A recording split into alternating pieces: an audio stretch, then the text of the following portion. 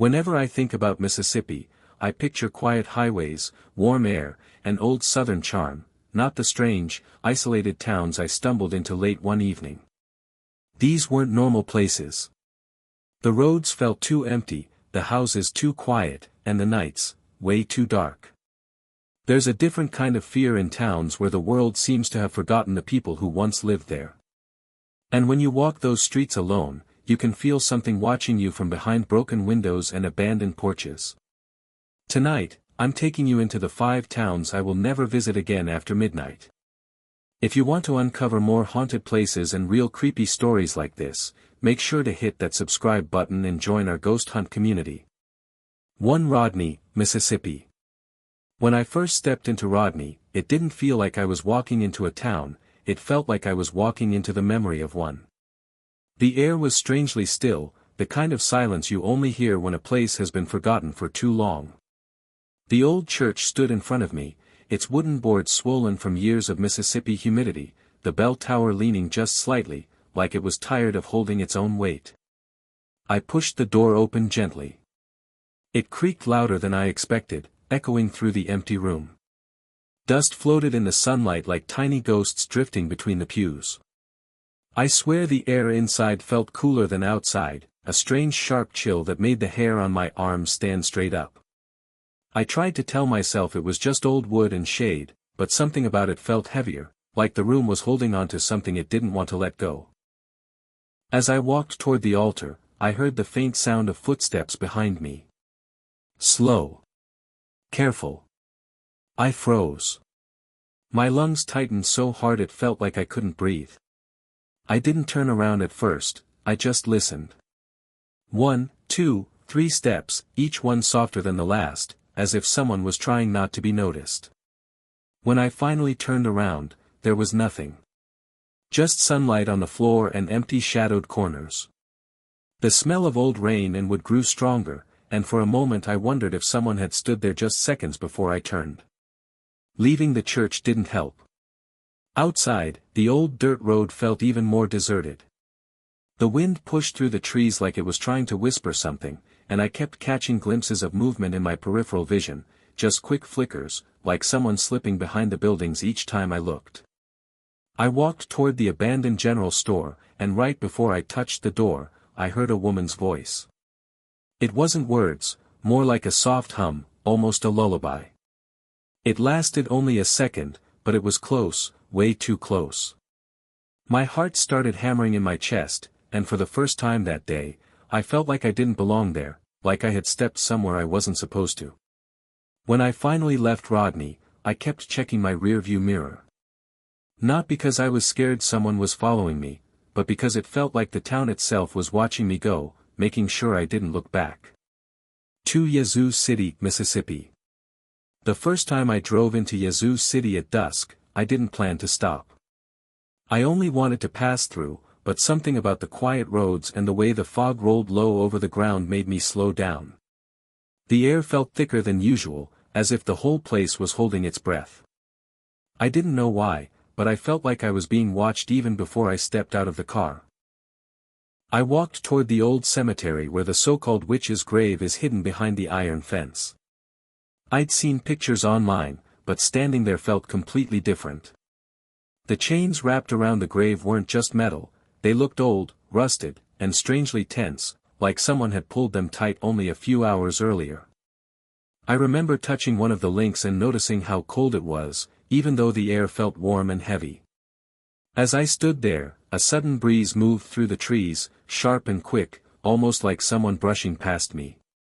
The leaves rustled, and for a moment I thought I heard a woman laughing softly behind me. It wasn't a happy laugh, it was low and tired, almost angry. I turned around instantly, but there was no one. Just rows of quiet stones staring back at me. I tried to shake it off and headed toward the edge of the cemetery. But halfway there, I felt the ground vibrate under my feet, like someone took a single heavy step right behind me. My heart started racing. I didn't know whether to keep walking or run, so I just stood there, frozen. The air felt colder again, the kind that sinks into your skin and stays there. When I finally forced myself to move, I kept looking toward the trees. I swear I saw a shadow sliding between them, not walking, not running, just gliding like smoke. My chest tightened, and for a second, I felt this strange pressure around me, like the whole place was pushing me to leave. I didn't stop walking until I reached my car. Even when I shut the door, I could still feel something watching me from the cemetery.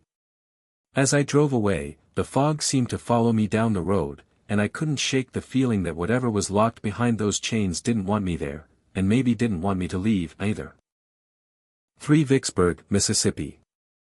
The first time I walked into Vicksburg, I didn't expect the place to affect me the way it did. I had visited battlefields before, but this one felt different the moment my shoes touched the old brick path. The air carried a strange heaviness, like something from the past was still hanging there, waiting. The sun was setting, turning the sky orange, but the shadows around the trees looked darker than they should have been. I made my way toward the old trenches. The ground felt uneven under my feet, as if it still remembered the weight of the soldiers who once ran across it. I paused near a sunken area, and that's when I heard it, soft, distant footsteps moving across the leaves. At first, I thought it was another visitor, but when I looked around, the entire stretch of land was empty. Completely still. Even the birds had gone quiet. I walked deeper into the battlefield, telling myself I was just overthinking things, but my chest had that tight, uneasy feeling you get when someone stands too close. Then, a sudden cold wave moved past me, sharp enough to make me gasp. Mississippi evenings are warm, but this felt like someone had dipped their hand in ice water and dragged it across my neck. I turned around quickly, expecting to see someone, anyone. But there was nothing. Right as I tried to calm myself, I heard voices. Not clear enough to understand, but loud enough to make my heart start pounding. It sounded like whispers carried by the wind, fast, overlapping, urgent. I followed the sound for a few steps before I realized it wasn't coming from one direction, it was coming from all around me. I wanted to leave right then, but something made me look toward one of the old cannons positioned near a ridge. That's when I saw it.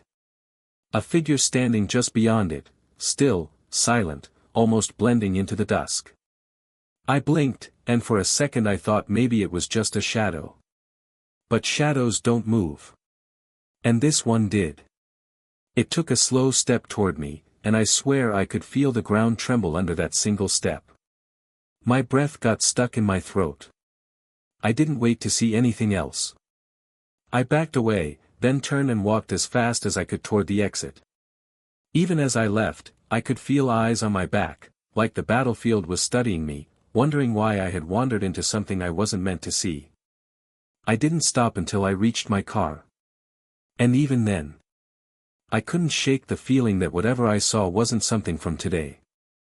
It was something left behind, something still walking those fields long after everyone else had gone. Vicksburg, Mississippi. For Natchez, Mississippi. When I first arrived in Natchez, I wasn't planning to visit King's Tavern. I had heard people talk about it, oldest building in Mississippi, real murders, strange things happening inside, but I always assumed those stories were exaggerated. Still, something about the quiet streets that evening pulled me toward it. The wooden structure stood there like it had seen too much and said too little. Even from outside, it felt like the building was staring back at me. When I stepped inside, the first thing I noticed was the smell, old wood, dust, and something slightly metallic, like the air hadn't changed in 100 years. The floorboards creaked under my weight, but the place was empty. Completely empty. I walked slowly toward the back room, running my hand over the walls, feeling how cold the wood was. It didn't make sense. The weather outside was warm, almost humid, yet the inside felt like someone had opened a door to winter. As I reached the hallway, I caught a faint sound, soft tapping, like someone walking upstairs. I froze. There was no staff, no visitors, and I knew no one had walked past me. The tapping grew a little faster, almost impatient, and before I could decide what to do, a sudden thud came from the second floor. My breath got stuck. I felt the same instinctive fear you feel when something is wrong but you can't explain it. Still, I forced myself up the stairs. Each step groaned loudly, as if trying to warn me. Halfway up, I felt this strange pressure on my chest, like someone was standing right behind me, leaning forward without touching me. I didn't dare turn around. I just kept climbing, trying to breathe normally even though my heartbeat felt like it was echoing inside my ears. When I reached the top, the hallway was darker than it should have been. The windows were open, but the light didn't seem to reach that far. I took one step forward, and that's when I saw something move near the corner, a small shadow sliding across the floor, quick and silent. I blinked, thinking it might have been my eyes adjusting, but then I heard it, a soft whisper. A woman's whisper. It wasn't angry, it wasn't sad, it sounded tired. Tired in a way that made the skin on my arms tighten. I backed away slowly, not taking my eyes off the hallway. I didn't run, but every part of me wanted to. As I reached the bottom of the stairs, the air suddenly shifted, warmer, lighter, almost like whatever was there had stopped following me. When I stepped outside, the sky looked normal again. The streets felt normal. But something about me felt different, like a piece of that building had followed me out, watching from a distance. Even now, whenever I think about Natchez, I don't remember the pretty views or the historic homes. I only remember that feeling inside King's Tavern, that quiet, heavy presence that made me realize some places don't forget the people who died in them. They keep their stories alive, whether you want to hear them or not. 5 Port Gibson/Windsor Ruins Area. The first time I drove toward the Windsor Ruins near Port Gibson, I remember how the road slowly became quieter with every mile. The trees leaned over the narrow path like they were trying to keep the place hidden. By the time I reached the clearing, the sun was dropping low, and the tall columns of the ruins stood in front of me like silent guards from another century. Even from a distance, they felt impossible, too tall, too lonely, too still. As I stepped out of the car, the air felt strangely heavy. Not the usual Mississippi humidity, this was something else. A cold, thin layer that wrapped around my skin even though the evening was warm. I walked slowly toward the columns, feeling the gravel crunch under my shoes. Every sound I made felt louder than it should have, like the place didn't want any noise. Standing under the ruins was the moment everything changed for me. The wind suddenly stopped, completely. The trees around me froze in place. It was so silent that for a second, I thought my ears had stopped working. And then I heard something. A faint metallic clink. Not loud, not clear, just a soft, sharp sound, like someone brushing a ring or chain against one of the columns. I turned around fast, expecting someone to be there. But there was nothing. Just those giant pillars and the empty field around them. I took a step forward, and the sound came again, this time a little closer. My heartbeat jumped. I tried to convince myself it was the wind or maybe an animal moving somewhere behind the ruins, but deep down I knew it wasn't. It felt too deliberate. As I moved along the edge of the ruins, I caught movement from the corner of my eye, just a quick shape slipping between the columns. Not a person, not an animal, something thinner, darker, almost like a shadow sliding across the stone. I stopped breathing for a moment. My chest tightened the way it does when your instincts tell you to leave before something goes wrong. Just when I started backing up, a soft voice drifted through the space. It wasn't words, more like a slow exhale, the kind a person makes when they're standing right behind you. I froze. Every hair on my arms lifted. I didn't want to turn around, but I forced myself to. And again, nothing. The sky was darker now, and the ruins seemed even taller, almost bending inward as if they were closing around me. I didn't run, but I walked back to my car faster than I ever have. Even when I got inside and shut the door, I didn't feel safe. It felt like something was still standing out there between the columns, watching, waiting, making sure I didn't step back into its space. Driving away, the trees swallowed the clearing behind me, and I couldn't shake the feeling that whatever lives in those ruins doesn't show itself to everyone. It only reveals itself when it wants to, and for reasons I'll never understand, that day, it chose me.